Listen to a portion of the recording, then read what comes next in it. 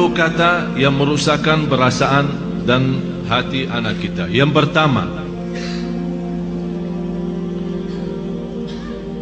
kita suka mencaci maki anak kita.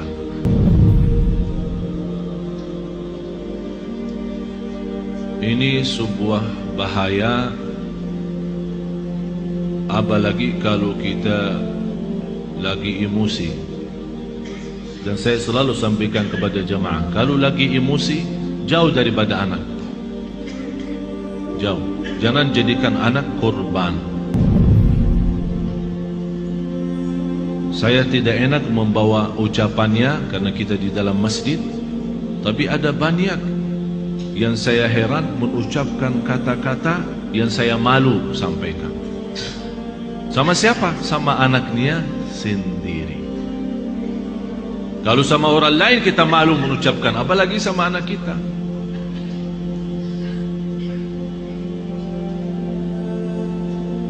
Jadi salah satu kata yang pertama dari 10 adalah caci maki. Yang kedua, kita menghina anak kita. Bagaimana menghina anak kita? Ya di depan kawan-kawannya. Kalau dia bersama kawan-kawannya di dalam kelas atau di sekolah, kita datang jemput atau hantar, tapi kita suka menghina anak kita di hadapan mereka.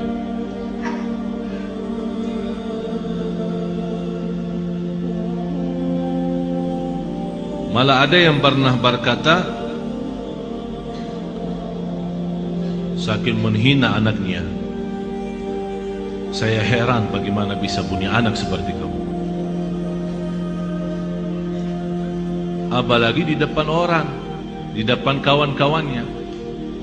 Bisa di saat itu anak kita tidak nangis, tapi sudah mati rasa.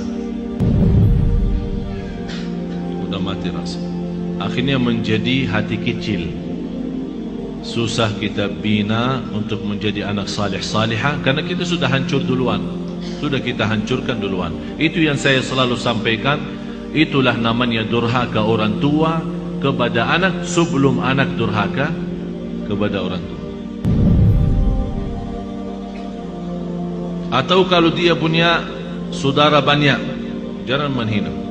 Kalau ada sebuah berlaku yang tidak bisa kita terima, kita bisa nasihati dengan cara yang baik, bukan di depan orang. Karena itu namanya nasihah, bukan fadihah.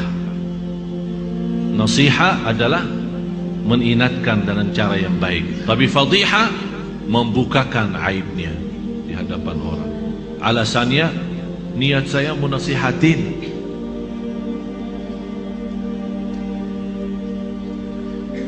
Yang ketiga, selalu kita suka membawa bandingannya dia sama orang lain. Ini lihat, abang kamu jauh lebih pintar. Ini lihat, anak itu luar biasa.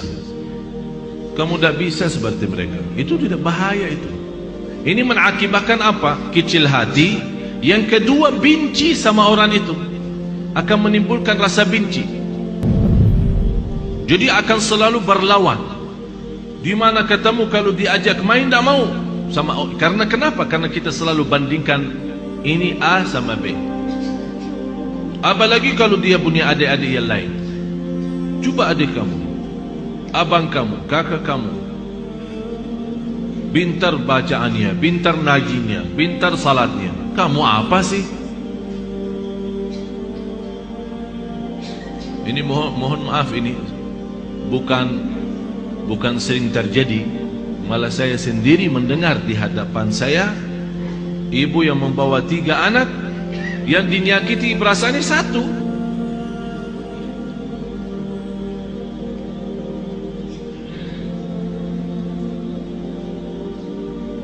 Bahaya lidah itu. Bahaya. Jadi jangan kita membandingkan anak sama orang lain.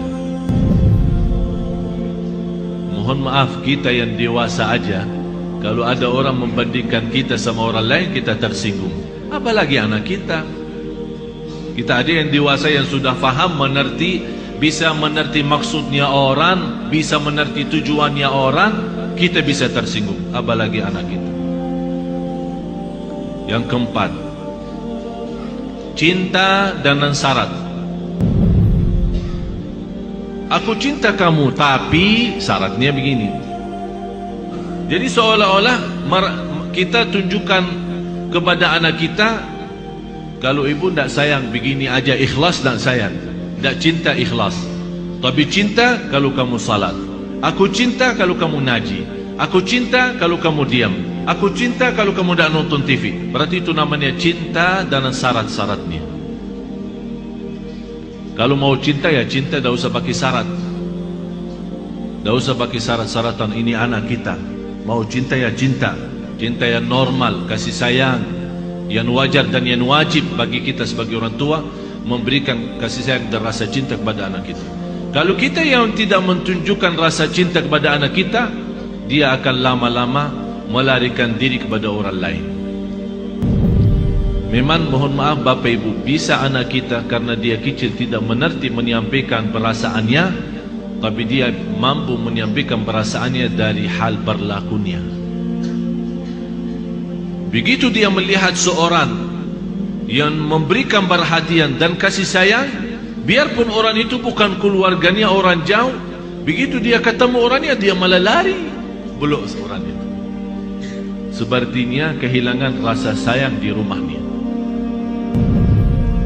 Dan banyak saya perhatiin anak-anak yang datang kepada saya begitu melihat anaknya sambil peluk dan cium saya bilang dalam hati saya, kasihan, kehilangan rasa cinta dan sayang dalam rumahnya. Yang kelima, kita menyampaikan kepada anak kita info-info atau informasi yang salah. Maksudnya apa informasi yang salah? Laki-laki tidak boleh nangis. Siapa yang bilang? Bapak-bapak nangis enggak? Nangis kan? Berarti salah kita berkata sama anak kita, kalau laki-laki tidak boleh nangis. Siapa yang bilang? Biarin dia nangis. Kalau dia nangis, ayo nangis lagi sayang.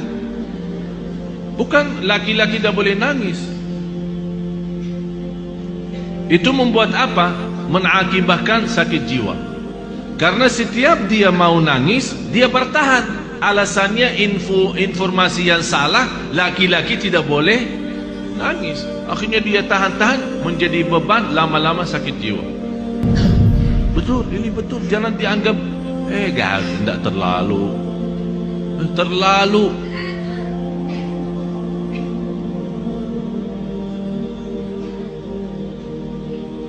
Yang keenam, ini yang lebih bahaya.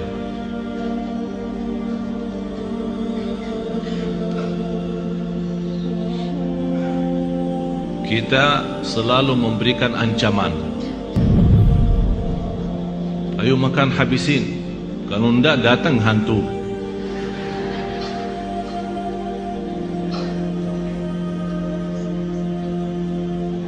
Mau tidur enggak? Kalau kamu tidak tidur, nanti datang hantu, temenin. Ini selalu kita, niat kita apa? Niat kita supaya dia cepat tidur, tapi mengakibatkan dalam perasaannya banyak hal yang tidak bagus.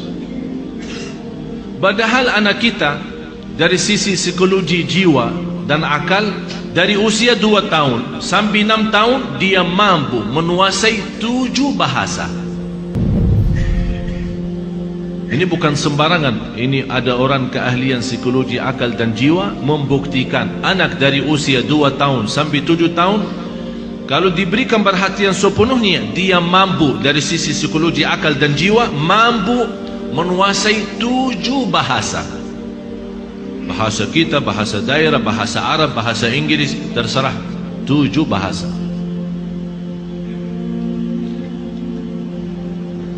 Tapi kenapa kita sia-siakan kesempatan ini yang masih luar biasa? Kenapa kita siakan? Yang ketujuh, Kita selalu melarang anak kita berlaku sesuatu tapi tanpa sebab. Artinya tanpa menjelaskan kenapa. Tak boleh ini. Dia minta sesuatu, tidak ada. Saya mau ke sana, tidak boleh.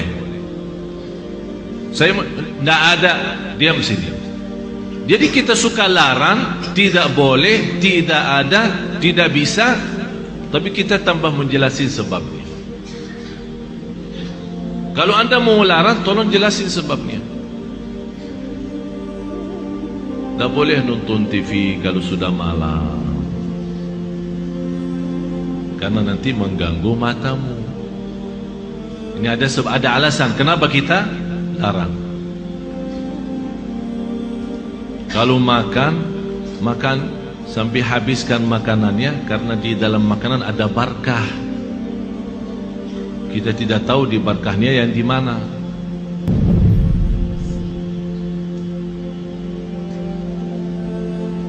Jangan nonton TV, ayo sana, tidur. Ibunya megang remote, deng deng deng.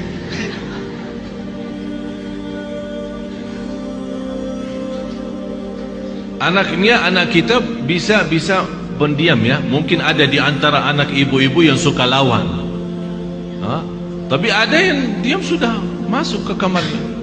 Tapi Allah Maha tahu perasaannya apa di saat itu. Dilarang nonton TV, malah ibunya enak-enak nonton TV.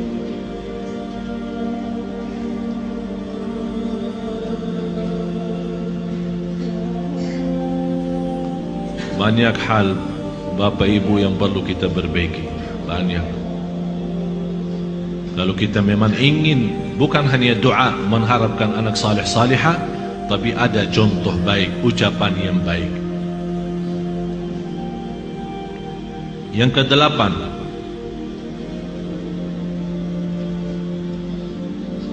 menghancurkan perasaan atau menghancurkan kepercayaan anak terhadap dirinya.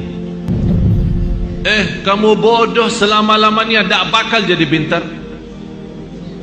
Astagfirullahaladzim, ada orang sejahat itu. Jadi walaupun dia sudah ada niat untuk berikhtiar, berusaha, kita sudah habis-habisan, tak ada. Memang kamu diciptakan oleh Allah bodoh seperti ini. Saya nyesal punya anak seperti kamu. Saya benci hari kelahiran kamu. Bapak Ibu, saya mengucapkan ini bukan dari saya. Saya punya telinga mendengar apa yang kata orang. Masa saya benci hari kelahiranku, hari kelahiran kamu? Jadi seolah-olah mengikatkan hari kelahiran anak kita hari misal Sabtu. Jadi saya benci Sabtu gara-gara kamu. Ya Allah, ini sudah betul-betul menghancurkan total anak kita. Yang ke-9, kita berdoa terhadap anak kita doa yang buruk. Saking kesal perasaan kita sama anak kita, dan dia keluar dari rumah tanpa minta izin dan ridha kita, langsung itu mudah-mudahan kamu celaka. Rasulullah sallallahu alaihi wasallam melarang orang tua mendoakan anaknya buruk. Kalau terjadi diijabah doanya akan nyesal, kata Rasulullah. Biarpun ibunya, biarpun bapaknya betul-betul sakit hati sama anak, begitu dia mendoakan celaka, terjadi kecelakaan itu, pasti dia nyesal dan sedih, bisa nangis, dan bisa tidak memaafkan dirinya terhadap apa yang telah dia ucapkan. Kalau anda tidak mampu saking sakit hati sama anak kita, tidak bisa mendoakan baik, kembali lagi lebih baik diam. Kalau tidak bisa berdoa baik, lebih baik diam. Tapi bahaya, jangan mendoakan anak ini celaka. Salah satu kawan saya,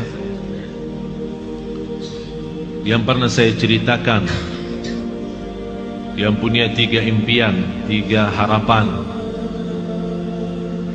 ingin kembali sihat, karena dia sekarang sakit lumpuh dari umur usia 18 sampai sekarang hampir 40-an.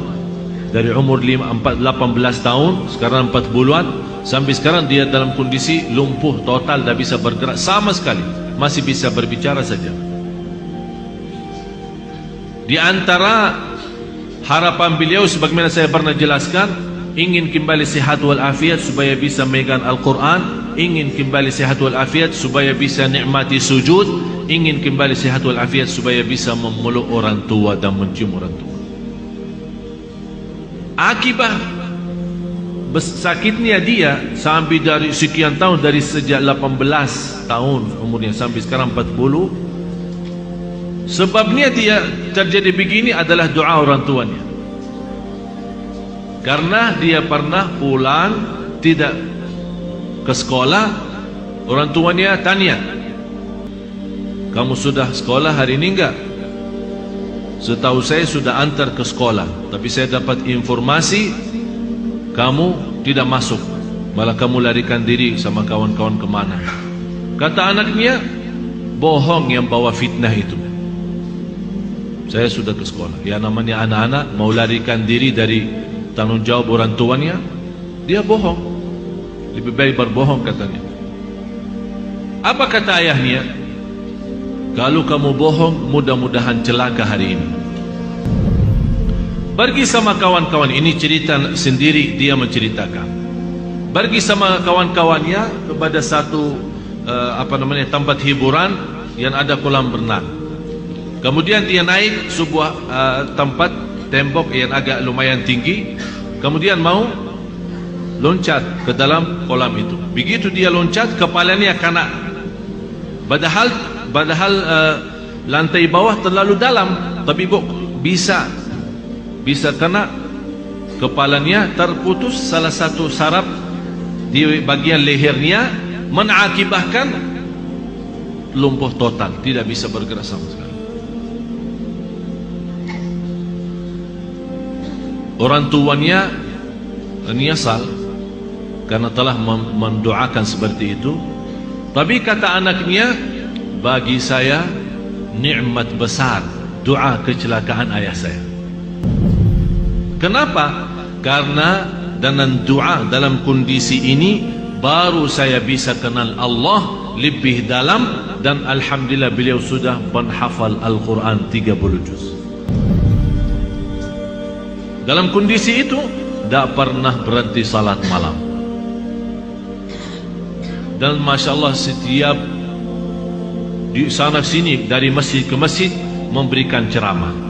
Dalam dia dibawakan dengan kursi roda yang tidak bisa duduk. Dia dibuatkan kursi roda khusus, miliknya kayak mirip tempat tidur, karena dia tidak bisa duduk, tapi masih bisa berceramah.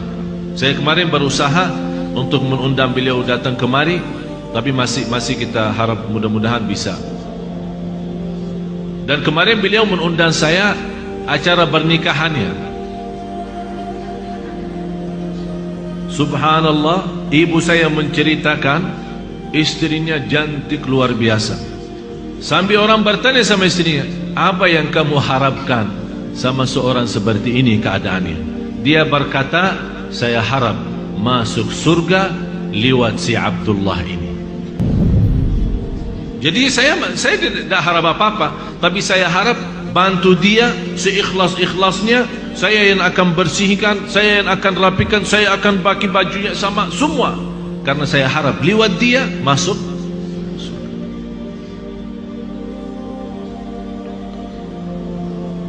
Yang terakhir 10 kata. Yang ke-10,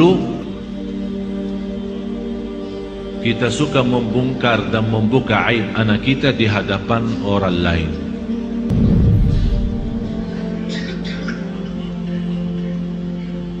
Ini anakku tidak ada malunya, kalau tidur suka kencing di atas tempat tidurnya,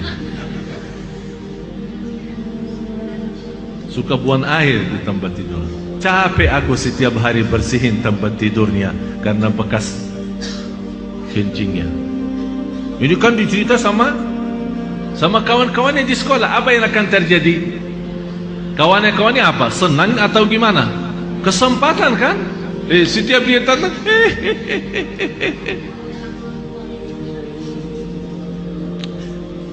Astaghfirullahalazim. Kita istighfar.